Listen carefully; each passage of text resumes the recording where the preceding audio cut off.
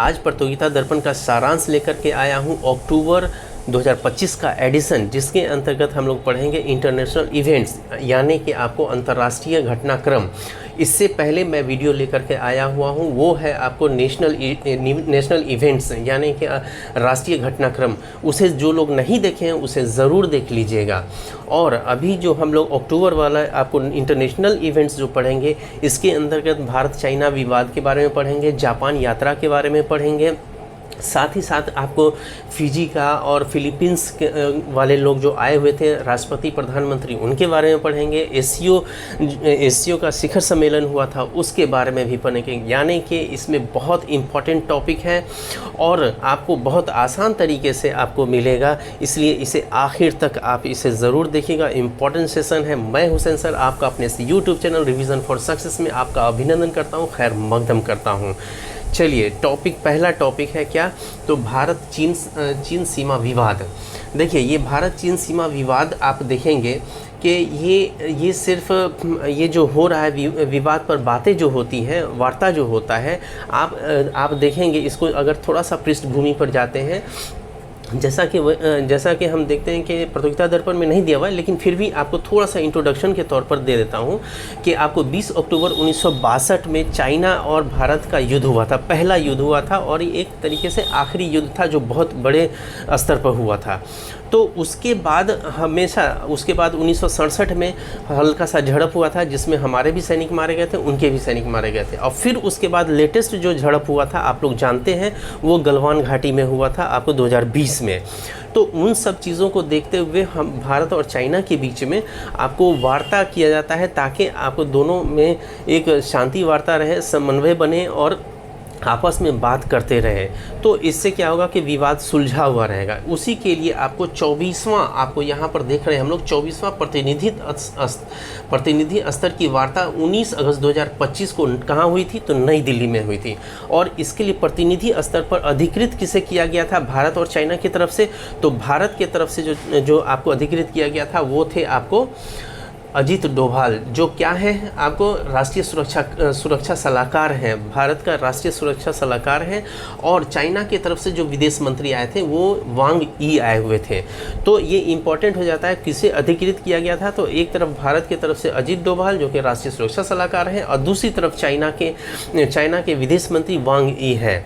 तो कहाँ हुआ था ये आपको वार्ता, तो ये नई दिल्ली में हुआ था। इससे पिछले जो 23वां वार्ता हुआ था वो कहाँ हुआ था, तो बीजिंग यानी कि चीन में हुआ था। तो आप इसको ध्यान में रखेंगे, ये बीजिंग में हुआ था पिछला।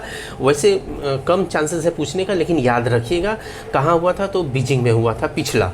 और ये आपको इस दोनों पक्षों में जो सहमति बनी थी, एक हुआ था आपको विशेष समूह की स्थापना और दूसरा है कार्यदल का गठन। तो विशेष समूह की स्थापना क्योंकि इसके पीछे क्या कारण है, तो इसके पीछे कारण है कि आपको भारत चीन सीमा जो मामलों पर परामर्श और समन्वय की बात की गई है, कि यहाँ पर एक ऐसा तंत्र विकसित किया जाए कि परामर्श भी करे, बीच बीच में सीमा पर परामर्श भी करे और समन्वय की भी बात की जाए।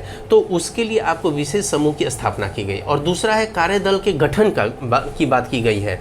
तो इसमें सहमति बनी है, ये क्या करेगा, तो ये आपको भारत और चीन के जो सीमा है उस पर शांति और सौहार्द की बातें करेगा।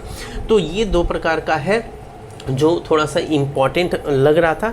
तो ये अगर एक्चुअल में देखा जाए, ये जो 2 पॉइंट जो सहमति वाली जो बातें हैं, ये आपको कहाँ पर ज़्यादातर पूछे जाएंगे, तो यूपीएससी वाले में पूछे जाएंगे। यूपीएससी का आपको पीटी में ये पूछा जा सकता है स्टेटमेंट वाइज, और स्टेट पीसीएस में भी ये आपको स्टेटमेंट वाइज पूछा जा सकता है।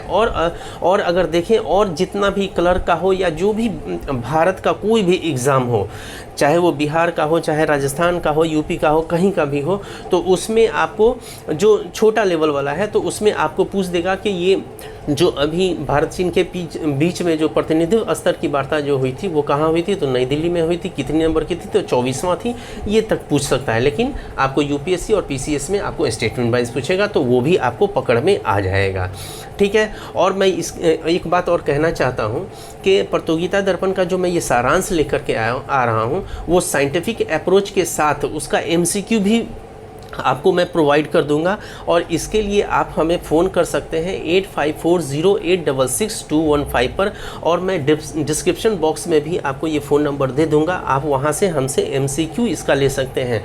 देखिए, कोई कुछ भी पढ़ा जाता है ना, चाहे वो ट्रेडिशनल पढ़ते हैं या करेंट पढ़ते हैं, तो आपको ये याद रखना है कि ट्रेडिशनल पढ़े एक चैप्टर, कोई भी चैप्टर आप अगर पढ़ते हैं, कोई भी GK GS का कुछ भी पढ़ते हैं, मान लेते हैं कि हड़प्पा पढ़े, तो साथ ही साथ तुरंत क्वेश्चन लगा लेने से क्या होता है कि आपको वो ज़्यादा देर तक याद रहता है, थोड़ा स्पष्टता आती है, और वो क्वेश्चन कैसे बनता है वो भी आपको समझ में आएगा। तो उसी तरीके से हमने आपको ये करंट अफेयर्स में भी ऐसे ही कोशिश कर रहा हूँ कि आपको MCQ भी दूँ, ताकि आप ये पढ़ लेने के बाद उसको कर लेंगे तो आपको ज़्यादा समय तक के लिए याद होगा, स्पष्टता आएगी, और इसको आप हर जगह इसका इस्तेमाल कर सकते हैं। अगर UPSC PCS वाले जो हैं, आपको वो आप इसको इसका कोरिलेट कर सकते हैं, आपको मेंस के पॉइंट ऑफ व्यू से भी। ठीक है, चलिए अब हम लोग आगे बढ़ते हैं। तो अगला जो पॉइंट है, आपको भारत चीन विदेश मंत्रियों की बैठक, ठीक है, जैसा कि मैंने पहले चर्चा किया था, तो भारत चीन विदेश मंत्रियों की बैठक जो हो रही है वो कहाँ हुई है, तो वो आपको नई दिल्ली में हुई है। कब हुई है, तो 18 अगस्त 2025 को हुई है। इसके लिए जो प्रतिनिधि थे भारत की ओर से कौन थे, विदेश मंत्री S जयशंकर थे, और चीन का जो विदेश मंत्री थे वो वांग यी थे। तो ध्यान में रखिएगा, ये PT फैक्ट के रूप में आपको ये पूछा जा सकता है कि आपको भारत चीन विदेश मंत्रियों की बैठक जो हुई थी वो कहाँ हुई थी, नई दिल्ली में हुई थी, और ये भारत की तरफ से कौन इसको प्रतिनिधित्व किए थे, तो S जयशंकर किए थे। हालांकि मैं इसका क्वेश्चन आपको ज़रूर दूंगा, ये आप हमसे लीजिएगा, ठीक है। और दोनों पक्षों के बीच में जो सहमति बनी थी वो किन बातों पर बनी, तो एक राजनयिक संबंधों की स्थापना की 75वीं वर्षगांठ मनाने की बात हुई, ठीक है, इस पर सहमति बनी। कैलाश पर्वत, मानसरोवर झील, भारतीय तीर्थ यात्रा, ठीक है, जो हम भारत लोग जो तीर्थ यात्रा करते हैं, कैलाश पर्वत जाते हैं, मानसरोवर झील जाते हैं, तो उनके लिए भी सहमति बनी, ठीक है। और आगे देखते हैं कौन सी सहमति बनी है, तो आगे है आपको सीमा व्यापार खोलने का। सीमा व्यापार खोलने का मतलब हो गया कि जो हम भारत और ये चाइना के बीच में जो व्यापार होता है उसके लिए सीमा खोलने का कौन सा जगह, तो एक लिपुलेख दर्रा। तो ये कहाँ है लिपुलेख दर्रा, तो ये उत्तराखंड में है। कहाँ है लिपुलेख दर्रा, तो उत्तराखंड में है, याद रखिएगा। शिवकिला दर्रा कहाँ पर है, तो ये आपको हिमाचल प्रदेश में है। ये शिवकिला दर्रा कहाँ है, तो हिमाचल प्रदेश में है। नाथुला दर्रा कहाँ है, तो ये सिक्किम में है। नाथुला दर्रा कहाँ है, तो ये सिक्किम में, याद रखिएगा। हालांकि ये जो आपको कहाँ है ये दर्रा, ये नहीं दिया हुआ है प्रतियोगिता दर्पण में, लेकिन आपका जो आपको एक विद्यार्थी धर्म क्या कहता है कि आप इसको जब जो चीज़ नहीं दिया हुआ है और ये GK GS में पूछता है, तो आपको क्या करना चाहिए कि आप मोबाइल में देख लीजिए, तो इससे क्या होगा कि आपका रिवीजन हो जाएगा, ठीक है। और नहीं पता है तो नोट डाउन बगल में कर लीजिए। तो इससे क्या होगा कि पढ़ाई का जो है ना, एक बोलते हैं ना उसको कि चहुमुखी विकास होगा, ठीक है। तो आपका माइंड जो है वो इस तरीके से रिकॉल करेगा और आपको बहुत मतलब ज्ञान जो है आपका, उसका ज्ञान का जो आधार है वो बढ़ेगा, ठीक है। चलिए अब हम लोग आगे बढ़ते हैं। देखिए, हमारा वीडियो अगर अच्छा लग रहा होगा, मेरा समझाना अच्छा लग रहा होगा, तो लाइक, कमेंट और शेयर करना नहीं भूलें, ज़रूर करें, ठीक है। तभी जा कर के मैं अभी PDF बना रहा हूँ। इससे पहले मैं वीडियो भी बनाता था चेहरा दिखा करके, लेकिन अभी मैं बना रहा हूँ इसमें, और फिर बाद में आपको बनाऊँगा जो आपको जब आपके ज़्यादा लाइक और शेयर कमेंट होने लगे, तो फिर उसके बाद मैं भी प्रेरित होता हूँ, और फिर उसके बाद आपको मैं और भी अच्छे तरीके से इसको देने की कोशिश करूँगा। चलिए आगे हम लोग आते हैं बुल्गारिया, ठीक है। बुल्गारिया जो है, सॉरी, बुल्गारिया जो है आपको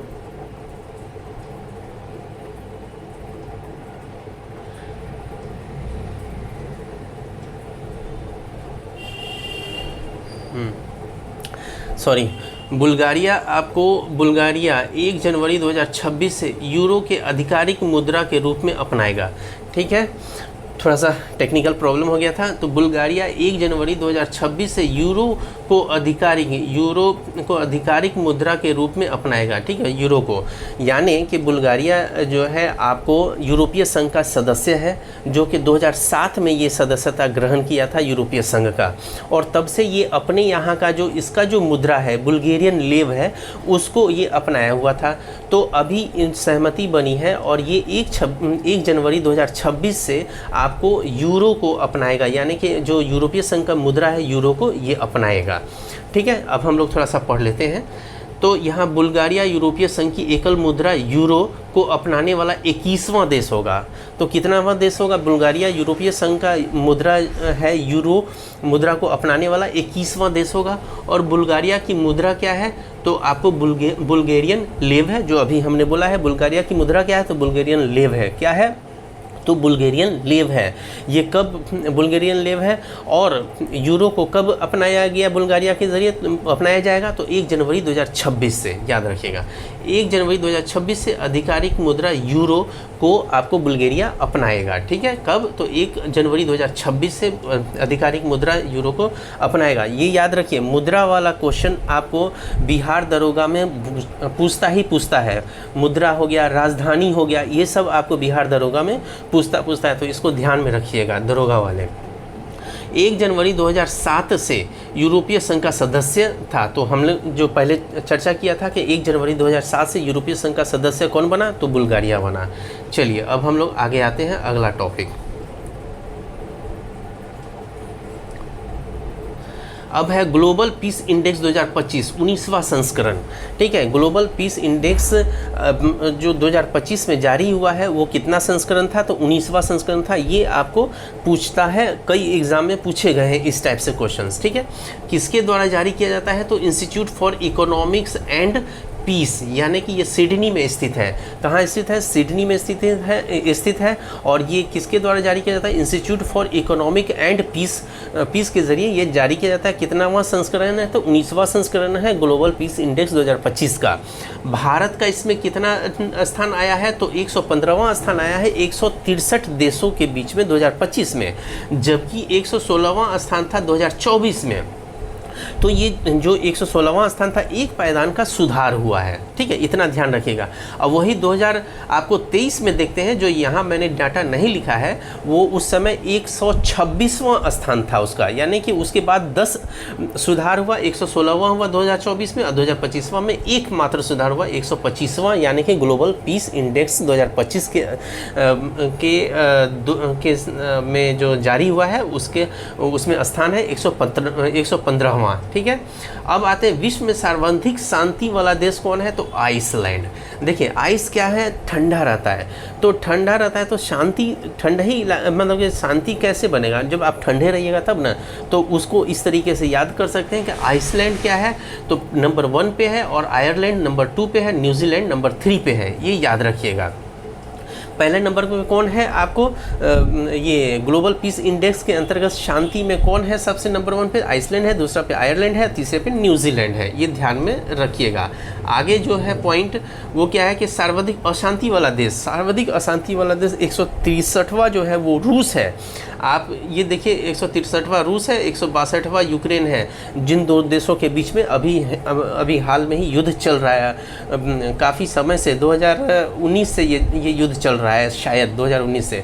तो आपको ये युद्ध चल रहा है, इसी के वजह से इन लोगों में अशांति फैली हुई है। तो 163वां है रूस का, 162वां है यूक्रेन का, और 161वां है सूडान का। ये ध्यान में रखिएगा कि आपको चाहे नीचे से पूछे चाहे ऊपर से 3 पूछे, तो आपको ये ध्यान में रखना है कि 161वां सूडान है, 162वां यूक्रेन है और 163वां रूस है। ठीक है, और इसमें 23 मानकों के आधार पर सूचकांक जो है ये आपको इसी के आधार पर ग्लोबल पीस इंडेक्स जारी किया जाता है। कितने मानकों पर? तो 23 मानकों पर जारी किया जाता है। ठीक है, चलिए अगला टॉपिक है आपको फिलीपींस के राष्ट्रपति की भारत यात्रा, जो हमने पहले आपको बोला था इंट्रोडक्शन में। तो फिलीपींस के राष्ट्रपति फर्डिनेंड रोमुल्डेज मार्कोस जूनियर, देखिए इसको पढ़ सकते हैं आप, इसको फर्डिनेंड आर मार्कोस जूनियर याद रखने के तौर पे कि Ferdinand R Marcos junior Philippines के राष्ट्रपति हैं। फिलीपींस के राष्ट्रपति कौन है? तो फर्डिनेंड आर मार्कोस जूनियर हैं, याद रखिएगा। और ये कब ये आए थे? तो 4 से 8 अगस्त तक यहाँ रहे थे। ठीक है, उनका आगमन 4 तारीख को हुआ था और 8 तारीख तक ये यहाँ पर रहे थे। कौन रहे थे? तो फर्डिनेंड आर मार्कोस जूनियर कहाँ के राष्ट्रपति हैं? फिलीपींस के राष्ट्रपति हैं। आपसी संबंध, राजनयिक संबंध 75वीं वर्षगांठ, मतलब कि हमारे और फिलीपींस के बीच में राजनयिक जो संबंध थे, जो संबंध है, वो उसका 75वां वर्षगांठ मनाया जा रहा है। किसके साथ? तो फिलीपींस के साथ। ठीक है, तो इसको ध्यान में रखिएगा। इसमें घोषणा क्या किया गया था? तो भारतीय, देखिए जो लोअर एग्ज़ाम्स जितने भी हैं, चाहे वो जैसे CGL है, केंद्र सरकार का जो CGL होता है आपको, तो वो स्टेट वो है, चाहे स्टेट लेवल का जैसे बिहार SSC है, तो वो सब में क्या क्वेश्चन पूछ देगा कि फिलीपींस के कौन से राष्ट्रपति हैं जो भारत की यात्रा पर आए हुए थे? तो फर्डिनेंड आर मार्कोस जूनियर हो गया। ठीक है, लेकिन जब UPSC और स्टेट PCS में ये घोषणाएं जो है ये इम्पोर्टेंट रखता है वहाँ के लिए, तो भारतीय पर्यटकों को फिलीपींस में वीज़ा मुक्त प्रवेश मिलेगा। भारतीय पर्यटक जो है, पर्यटक जैसे हम आप जाएंगे फिलीपींस में, तो वीज़ा मुक्त प्रवेश मिलेगा, वीज़ा की ज़रूरत नहीं होगी। दूसरा घोषणा क्या किया गया? भारत की ओर से पर्यटकों के लिए 1 वर्ष की अवधि के लिए निःशुल्क वीज़ा। भारत क्या करेगा? वहाँ के पर्यटकों के लिए, फिलीपींस के पर्यटकों के लिए 1 वर्ष की अवधि के लिए निःशुल्क वीज़ा रहेगा। तो ये घोषणाएँ किया गया है आपको भारत और फिलीपींस के ज़रिए। ठीक है, ऐसी घोषणाएं जो है आपको सिविल सर्विसेज में ज़्यादातर क्वेश्चन पूछे जाते हैं। चलिए, अगला है कि फिलीपींस भारत निर्मित ब्रह्मोस मिसाइल खरीदने वाला पहला देश है। याद रखिएगा, बहुत मोस्ट इंपॉर्टेंट है, ये आपको किसी भी एग्ज़ाम में पूछा जा सकता है। कोई भी 1 लाइनर वाला एग्ज़ाम है, चाहे रेलवे हो, चाहे कोई क्लर्क हो, चाहे किसी का भी एग्ज़ाम है, फिलीपींस एक ऐसा देश है जो भारत के ज़रिए जो निर्मित हुआ है ब्रह्मोस मिसाइल, उसको खरीदने वाला पहला देश है, ये याद रखिएगा। और भारत और फिलीपींस के बीच में 13 समझौतों ज्ञापन पर हस्ताक्षर किए।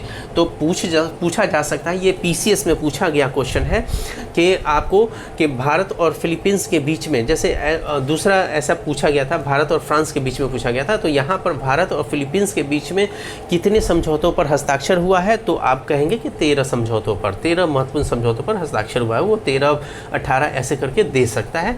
तो आपको ये ध्यान में रखना है कितना है। तो भारत फिलीपींस के बीच में कितने समझौतों पर हस्ताक्षर हुआ है? तो 13 पे हुआ है। आगे हम लोग चलते हैं, फिजी के प्रधानमंत्री भी भारत की यात्रा पर आए थे। ठीक है, फिजी के प्रधानमंत्री भारत की यात्रा पर आए थे। तो वहाँ के PM कौन थे? अभी हम लोगों ने राष्ट्रपति पढ़ा था, अब फिलीपींस के, और यहाँ पर हम लोग PM पढ़ रहे हैं, प्रधानमंत्री पढ़ रहे हैं। तो सिटिवेनी लीगा मामा दा राबुका, ठीक है, ये भी बड़ा नाम है, तो आप इसको सिटिवेनी राबुका भी पढ़ सकते हैं, या सिटिवेनी एल राबुका भी पढ़ सकते हैं। ठीक है, याद रखने के लिए शॉर्ट में। तो सिटिवेनी याद रखिएगा, Sitiveni Rabuka, Sitiveni L Rabuka कहाँ के हैं? तो फिजी के हैं। और ये 24 से लेकर के 26 अगस्त तक भारत की यात्रा पर थे। कब से? तो 24 से 26 अगस्त तक भारत की यात्रा पर थे। और PM नरेंद्र मोदी के ज़रिए उपहार दिया गया, जो इम्पोर्टेंट है, ये सिविल सर्विसेज के लिए ज़्यादा इम्पोर्टेंट है, कि रक्षा बलों के लिए एम्बुलेंसेज तथा सहायता कार्यक्रम के तहत 12 कृषि ड्रोन और 2 मोबाइल मृदा परीक्षण प्रयोगशालाएं जो है उपहार में दिया गया है हमारे प्रधानमंत्री नरेंद्र मोदी जी के ज़रिए। तो ये मृदा परीक्षण, जो 2 मोबाइल मृदा परीक्षण प्रयोगशाला दिया गया है, जो कि आपको मिट्टी का परीक्षण करेगा कि किस कैटेगरी का है, किस कैटेगरी का है, अच्छा है, ख़राब है, या इसमें कौन सा पौधा उग सकता है। तो वैसा 2 मोबाइल परीक्षण प्रयोगशाला दिया गया है मिट्टी का, और 12 कृषि ड्रोन दिया गया है। तो ये ध्यान में रखिएगा। चलिए आगे हम लोग बढ़ते हैं। अगला पॉइंट इसी में क्या है? तो इसी में है जो कि PCS के लिए इम्पोर्टेंट रखता है, नाबार्ड फिजी। ठीक है, नाबार्ड और फिजी डेवलपमेंट बैंक के बीच में सहयोग संबंधी समझौता हुआ है।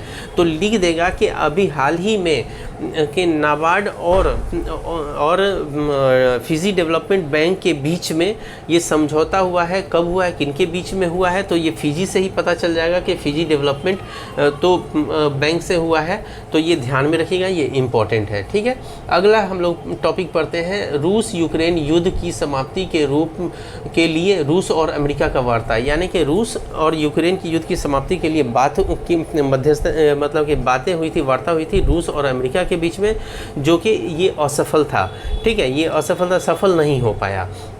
ये कब हुआ है? तो ये 15 अगस्त 2025 को ये शुरू हुआ था।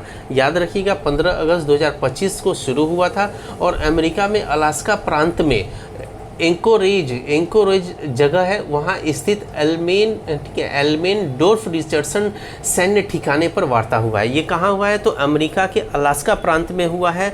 अगर प्रांत पूछ देगा तो अलास्का प्रांत में हुआ है, एंकोरेज भी पूछ सकता है, ठीक है। और एल्मेनडोर्फ रिचर्डसन सैन्य ठिकाने पर भी वार्ता ये हुआ था। और ये जब वार्ता जब हो रही थी तो उसके पीछे में एक बैनर टांगा गया था जिसमें लिखा गया था कि शांति की खोज। क्या लिखा गया था? तो शांति की खोज। ये इम्पोर्टेंट है, ठीक है। ये आपको किसी भी एग्ज़ाम के लिए ये इम्पोर्टेंट है कि जब रूस और अमेरिका के बीच में वार्ता हो रहा था उसके बैनर पर क्या लिखा गया था? तो शांति की खोज। देखिए ये दोनों महाशक्ति वाले देश हैं, तो इसका एक एक चीज़ इम्पोर्टेंट हो जाता है। छोटे से छोटे एग्ज़ाम से लेकर के बड़े स्तर तक के एग्ज़ाम के लिए इम्पॉर्टेंट हो जाता है। चलिए अगला हम लोग इसी में ही पढ़ते हैं जो इसमें आए हुए थे। जो वार्ता जो हुई थी, अमेरिकी राष्ट्रपति डोनाल्ड ट्रंप और इनके साथ मार्को रूबियो विदेश मंत्री आए हुए थे, और रूसी राष्ट्रपति व्लादिमीर पुतिन आए हुए थे, और उनके साथ सर्गी लेवरोव विदेश मंत्री आए थे। तो ये बहुत बड़े देश, शक्तिशाली देशों के बीच की वार्ता है। तो इसके साथ जो विदेश मंत्री आए थे उनको भी याद रखिएगा कि आपको डोनाल्ड ट्रंप के साथ मार्को रूबियो आए हुए थे। ये वही मार्को रूबियो हैं जब हमारे भारत में पहलगाम पर अटैक हुआ था तो उस समय ये भारत की यात्रा पर थे, ठीक है। और उसी समय ही हमारे प्रधानमंत्री कहाँ थे? तो सऊदी अरब में थे। तो ये डाटा को भी आप याद रखिएगा, कभी भी क्वेश्चन पूछा जा सकता है। और इसके विदेश मंत्री कौन थे? आपको ये रूसी राष्ट्रपति के तो सर्गी लेवरोव थे, इसको याद रखिएगा। चलिए अगला पॉइंट हम लोग चलते हैं बिना समय गंवाए हुए। रूस में व्हाट्सएप और टेलीग्राम से कॉल पर प्रतिबंध। रूस में अभी जो युद्ध हो रहा है यूक्रेन और आपको रूस के बीच में जो युद्ध हो रहा है, तो उसके लिए क्या किया है कि कोई ऐसा हैपेंड, कोई ऐसी घटना न घटे या कुछ कोई बातें ऐसी जो गुप्त बातें न हो, उसके लिए क्या किया गया? रूस ने प्रतिबंध लगा दिया कॉल पर। कैसा कॉल? तो व्हाट्सएप और टेलीग्राम कॉल पे आपको प्रतिबंध लगा दिया गया। ये 13 अगस्त 2025 से प्रतिबंध आरोपित किया गया है। कब से? तो 13 अगस्त 2025 से प्रतिबंध आरोपित किया गया है। ये अगर आयोग जो क्वेश्चन सेट करता है ना, जब उसका दिमाग ठनक जाएगा तो इस टाइप का इस सब का तो जो वाहियात क्वेश्चन जो होता है ना, जो नहीं पूछा जाना चाहिए वैसा क्वेश्चन वो पूछ देगा। तो इसीलिए मैंने इसे राइट डाउन कर दिया है। हालांकि मैंने देखा है कि जो दूसरे यूट्यूब पर जो चैनल पे पढ़ा रहे हैं वो लोग ये सब चीज़ों को, इन्फॉर्मेशन को नहीं दिया है उन्होंने।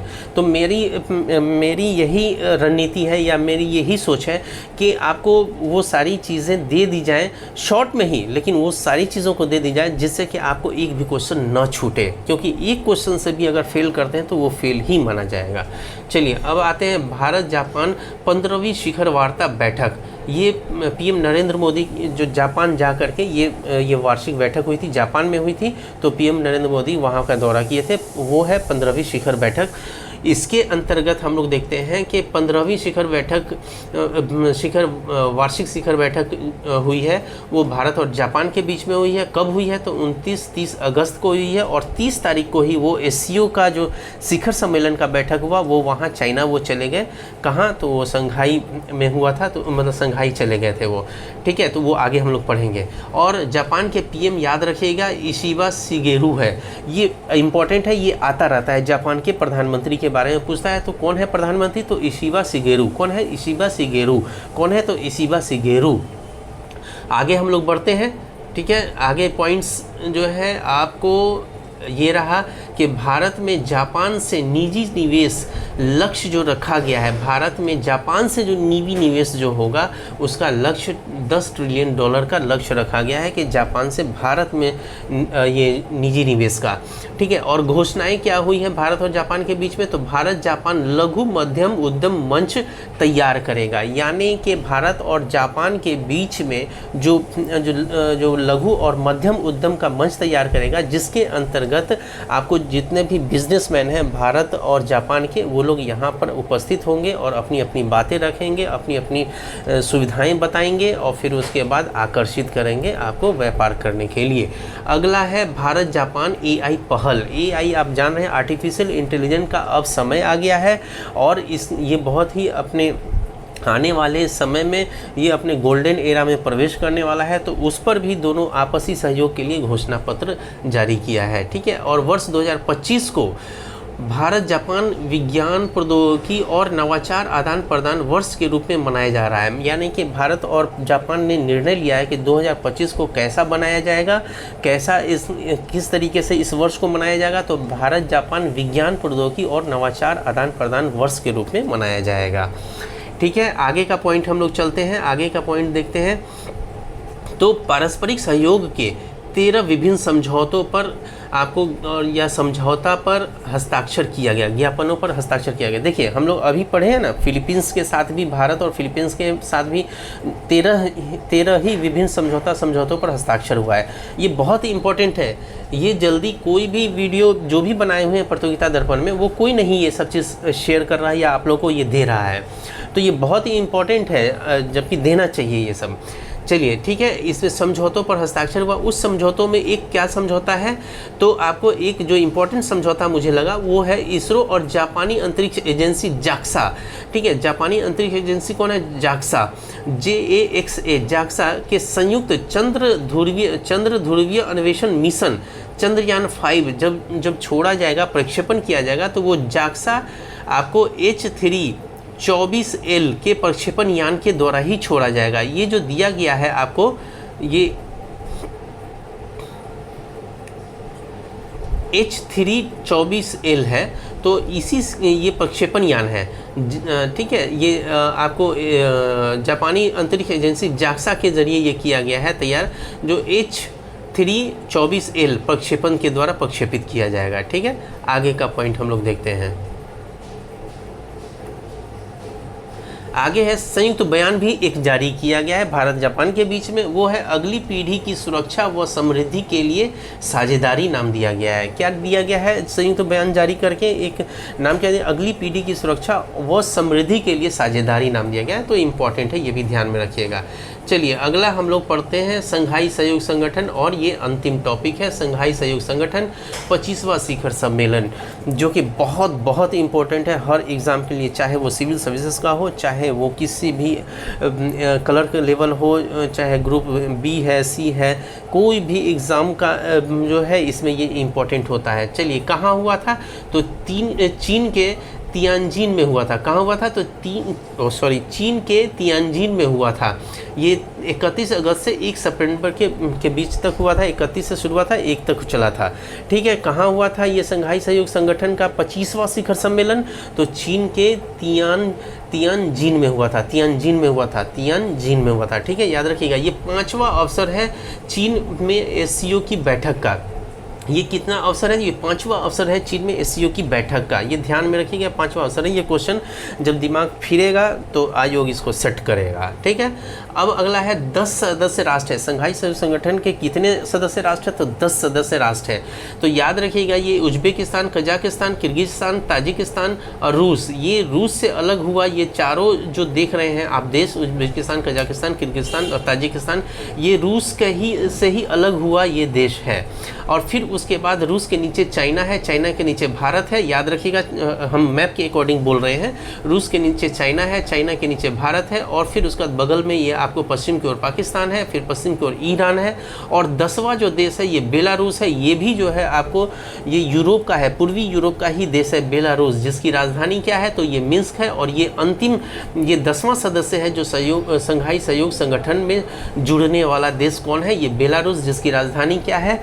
तो आपको मिन्स्क है। क्या है राजधानी? मिन्स्क है। और ये अंतिम जो 10वां सदस्य जुड़ने वाला ये देश है, ये याद रखिएगा।